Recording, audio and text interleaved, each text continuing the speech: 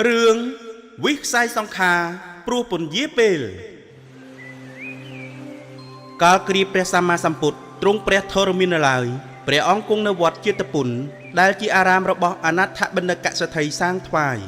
ក្នុងសម័យនោះមានភិក្ខុចាស់ពីរអង្គមាននិស្ស័យខ្ជិលច្រអូសមិនសូវប្រតិបត្តិធម៌អ្វីឡើយព្រមទាំងចូលចិត្តពន្យាពេលទៀតផងទើបព្រះពុទ្ធអង្គទ្រង់ត្រាស់សម្ដែងជាដកដើម្បីឲ្យឃើញពីទោសនៃការពន្យាពេលមនាលភិក្ខុទាំងឡាយ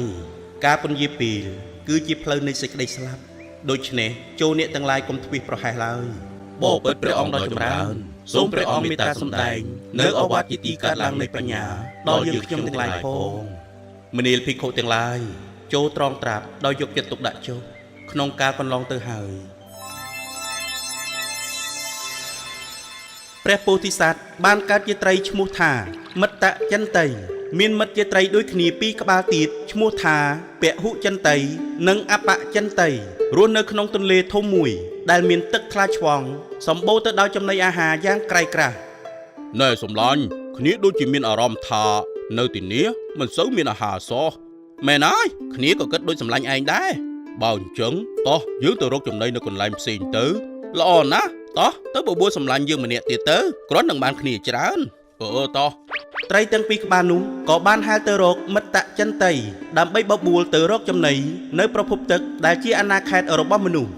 ណែសំឡាញ់គ្នាទាំងពីរមកនេះគឺចង់បបួលសំឡាញ់ឯងទៅរកចំណីអាហារនៅឯប្រភពទឹកខាងនោះមែនហើយសំឡាញ់ពេលនេះនៅទីនេះមិនសូវសម្បូរចំណីអាហារសោះតើសំឡាញ់ឯងគិតយ៉ាងណា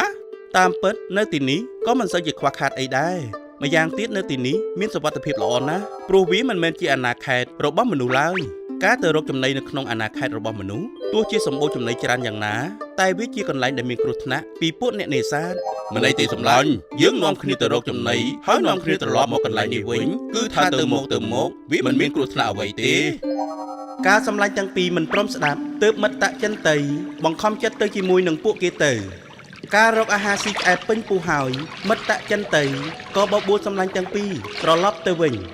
តោះសម្លាញ់យើងបានចំណីឆ្អែតពេញពោះហើយយើងគួរត្រឡប់ទៅវិញហើយអូនៅទីនេះសម្បូរអាហារណាស់យើងកុំអាប្រញាប់ត្រឡប់ទៅវិញអីយើងទើបតែមកដល់ហ្នឹងយើងគួរនៅទីនេះមួយរយៈសិនទៅតែថាយើងមិនអាចនៅទីនេះយូរទេព្រោះអាចនឹងមានគ្រោះថ្នាក់ណា